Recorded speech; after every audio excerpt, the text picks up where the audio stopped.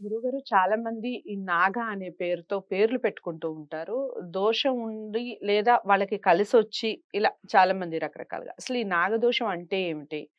ఉన్నవారు ఎలాంటి పూజలు చేసుకోవాలి? దానివల్ల ఎలాంటి అనర్థాలు జరిగే అవకాశాలు అసలేమన్నా ఉంటాయా? నివారణ మార్గాలేమిటి చెప్పండి?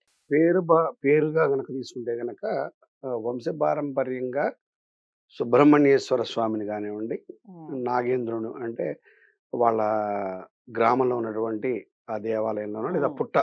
ఆ హ్మ్. పుట్ట దగ్గర వాళ్ళు పూజలు ఆచరించినప్పుడు తద్వారా సంక్రమించేటటువంటి పేర్లుగా కొంతమంది పెట్టుకుంటారు. నా రైట్. అనే అక్షరంతో హ్మ్. నాగరాజనో, హ్మ్.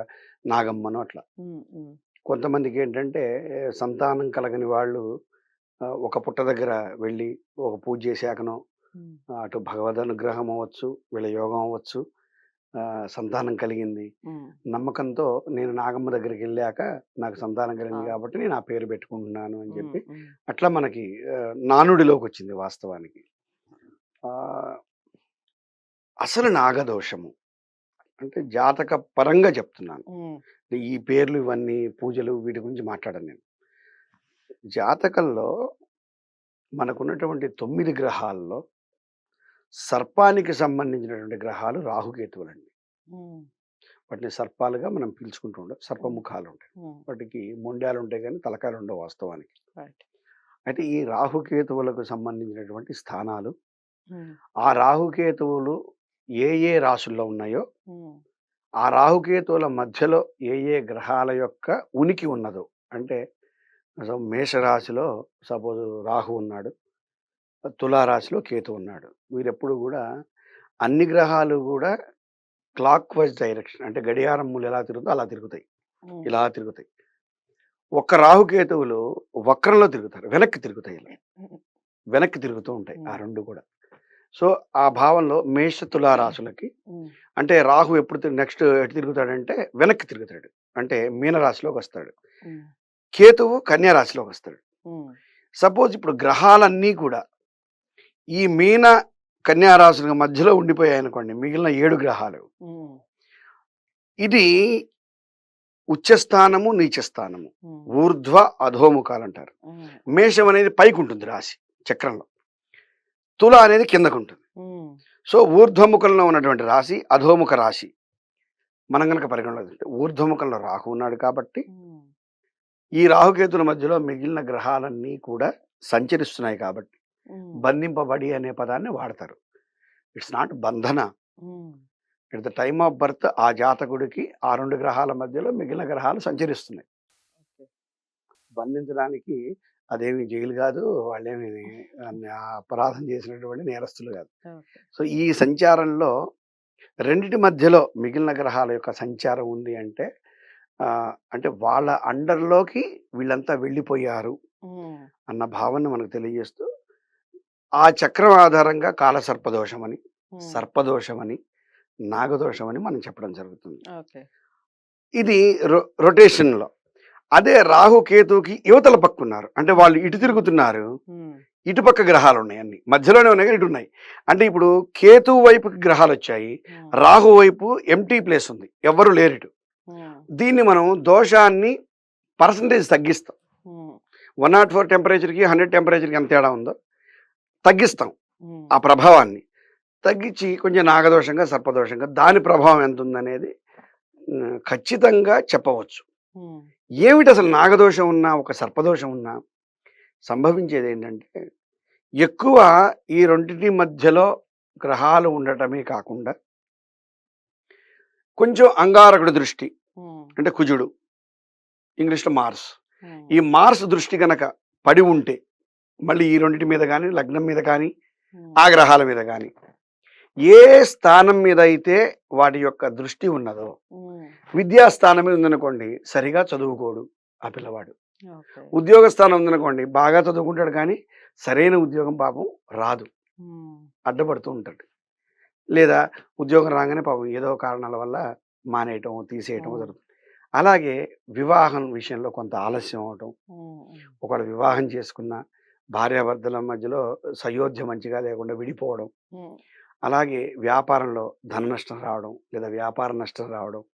అలాగే సంతానం కొంచెం ఆలస్యంగా కలగకపోవడం, ఉమ్, ఆరోగ్య విషయంలో సరిగా రాకపోవడం, ఇంకా ఆడపిల్లలకైతే గనక పీసీఓడి ప్రాబ్లమ్స్ గానివ్వండి, ఇతరత్ర గైనిక్ ఇష్యూస్ రావడం, గర్భస్థ దోషాలు రావడం, ఉమ్, సుసంతాన ప్రాప్తి లేకుండా ఒకవేళ గర్భం ధరించినప్పటికీ కూడా గర్భస్రావం, అబార్షన్ అవ్వటం, ఇట్లా తదితర పీరియడ్స్ నెలలో వచ్చేటువంటి ఆ క్రమం సరిగా రాక అప్ అండ్ డౌన్స్ రావడం, 2 నెలలకు 3 నెలలు రావడం, లేదా ముందే తొందరగా రావడం. అంటే ఏదో ఒక రకమైనటువంటి ఆహ్, దాన్ని పించింగ్ అంటారు. గిల్లుతూ ఉంటాడు. ఉమ్, ఈ ఉమ్, గ్రహాల యొక్క ఆహ్, అనుగ్రహం లేకపోవటం వల్ల మన జీవన క్రమంలో అక్కడక్కడ గూడా హర్డిల్స్ ఒస్తాయి. ఉమ్, వీటిని తప్పించుకోవడానికే అంటే మాలాంటి వాళ్ళ దగ్గర వచ్చిన మొట్టమొదట ప్రధానంగా ఇప్పుడు జ్వరం వచ్చిందనగానే పారాసెటమాల్ అంటాం కదా! ఉమ్, అలాగే ముందు ఒక పుట్టకు పూజ చేయండి. లేతే గనక ఏదైనా దేవాలయంలో జంట నాగులుంటాయి. వాటికి అభిషేకం చేయండి. ఉమ్, ఆదివారం నియమం చేయండి. మంగళవారం నియమం చేయండి. లేదా కొంచెం సివియారిటీ ఎక్కువగా ఉంది. ఇంకా ఏదైనా కుక్కి సుబ్రహ్మణ్యం దర్శనం చేయండి. లేకుంటే పళని సుబ్రహ్మణ్యేశ్వర స్వామిని దర్శించండి. ఇట్లా ఇంకా సివియారిటీ ఎక్కువుంది. ఇంకేదైనా నాగప్రతిష్ఠ చేయండి. అంటే అక్కడ ఉన్నటువంటి ప్రాబ్లమ్ ఆధారంగా టాబ్లెట్ రేంజా, ఇంజెక్షన్ రేంజా, సెలైన్ రేంజా, ఆపరేషన్ రేంజా ఉమ్, దాన్ని గమనించుకొని ఆపరేషన్ అంటే ఇక నాగప్రతిష్ఠ. ఇక ఉమ్, హై ఎక్స్‌పెండిచర్ కూడా ఎక్కువవుతుంది. సో, అక్కడున్నటువంటి ఇబ్బందిని బట్టి మనం పరిహారం చెప్తూ దీన్నే నాగదోషంగా పరిగణలో తీసుకుంటాం. ఇవన్నీ కాక ఇంకొకటి కూడా ఉంది. ఉమ్, మనకి ఇప్పటికి కూడా రైతులు మనకు అన్నం పెట్టే అమ్మలు, నాన్నలు, అన్నలు వాళ్ళు. ఉమ్, మన కన్న తల్లిదండ్రుల కంటే కూడా నిజంగా వాళ్ళే ముందు గొప్పవాళ్ళు. అసలు అసలు నిజమైన తండ్రి ఆయనే. ఉమ్, రైతే. ఉమ్, ఆయన తర్వాతనే మన సొంత తండ్రి. ఉమ్, ఎందుకంటే అన్నాద్భవంతి భూతాని పర్జన్యాదన్న సంభవః యజ్ఞాద్భవతి పర్జన్యో యజ్ఞకర్మ సముద్భవః అని చెప్పి మన గీతలో పరమాత్మ చెప్పాడు. అన్నాద్భవంతి భూతాని. అన్నం వల్ల జీవులు ఉద్భవిస్తాయి. ఎలా ఉద్భవిస్తాయి? అన్నాన్ని ఒక పురుషుడు తింటాడు. స్త్రీ తింటుంది. ఆ అన్నము రక్తంలో కలుస్తుంది. ఆ రక్తం వీర్యంలో కలుస్తుంది. ఆ వీర్యం ద్వారా గర్భం ఇచ్చి, ఆ గర్భం ద్వారా పిల్లోడు పుడతాడు. సో, అన్నాద్భవంతి భూతాని కాబట్టి రైతు మొదటి తండ్రి అని చెప్తా నేను. ఆ అన్నం పెట్టిన రైతే హ్మ్, మొదటి తండ్రి. ఉమ్, సో, అటువంటి తండ్రి పొలంలో పని చేసుకునేటప్పుడు, ఆ ఎలకల కోసమో, పురుగుల కోసమో, క్రిమికీటకాల కోసమో, ఈ సరీసృపాలు అని చెప్తూ ఉంటారు తెలుగులో. ఉమ్, ఈ పాములవి వస్తూ ఉంటాయి. నాగదేవతలు. ఆ దేవతలవ్వచ్చు, మామూలు పాములవ్వచ్చు. వచ్చినప్పుడు సాధారణంగా రైతు హింసించడు. ఉమ్, అది ప్రమాదం అనుకున్నప్పుడు దాన్ని దండించడం జరుగుతుంది. దండించడంలో చనిపోయిందనుకోండి, దాన్ని ఈసరి అంటే ఒక సర్పాన్ని మనం ప్రకృతిలో ప్రతి పదార్థాన్ని, అణువణువుని హైందవ ధర్మము, సనాతన ధర్మం ఏం చెప్తుందంటే, దేవతగా మనం కొలుచుకుంటూ ఉంటాం. ఇప్పుడు నేను రైతుని తండ్రి ఎలా అన్నాను? ఉమ్, ఒక రాయిని కూడా మనం దేవత అంటాం. ఒక వృక్షాన్ని దేవత అంటాం. ఒక వరాహం, పంది ఉంది. వరాహస్వామి అంటున్నాం మనం. ఉమ్, కదా! సో, ఒక మేక ఉంది. దాన్ని మేషరాశిని మేషంగా కొలుచుకుంటున్నాం. ఆ, అలా ప్రతీది ఒక సింహాన్ని లేదా ఒక నందిని అంటే ప్రతి జీవిని మనం పరమాత్మ స్వరూపంగా భావించే ఈ క్రమంలో పావును చంపినప్పుడు ఏం చేస్తారు? అయ్యగారు అదే ఆ పక్కన దేవాలయంలోనే అక్కడ ఇంట్లో ఊర్లో పురోహితుడు ఉంటాడు. అయ్యగారు అనుకోకుండా నా సర్పాన్ని కొట్టానండి, నాగదేవతను కొట్టానండి అంటే, అయ్యయ్యో! దోషం వచ్చిందయ్యా! పలానా నియమం తీసుకో. మీ పిల్లలకి పుట్టబోయే పిల్లలకి పేరు పెట్టుకుంటా అని చెప్పి మొక్కు అని చెప్పి ఏవో అక్కడకున్నటువంటి వారి పరిధిలో ఉమ్, వారు కొన్ని రెమెడీస్ చెప్పడం జరుగుతుంది. వాటి ద్వారా నాగదోషం పోయింది అన్న భావనలో వాళ్ళుంటారు. నిజంగా నాగదోషం సంక్రమిస్తుంది అనేది ఖచ్చితంగా మేము చెప్పలేము. Maybe, may not be. Um, సంక్రమించొచ్చు. సంక్రమించు. కావాలని దాక్కున్న పాముని పుట్టలోంచి కొడితే మాత్రం సంక్రమిస్తుంది. ఉమ్, తనకు అడ్డుగా వచ్చి తనని హింసిస్తుందేమో, ప్రాణ ప్రమాదం కలిగిస్తుందేమో అన్న భావనలో ఉమ్, కర్ర తీసుకుంటే, యుద్ధానికొచ్చిన రాజునట చంపితే విజయం అంటారు. పడుకున్న రాజుని దొంగతనంగా ఎళ్లి మెడకోసేశారనుకోండి హత్య అంటారు. ఉమ్, సో, అంత తేడా ఉంది.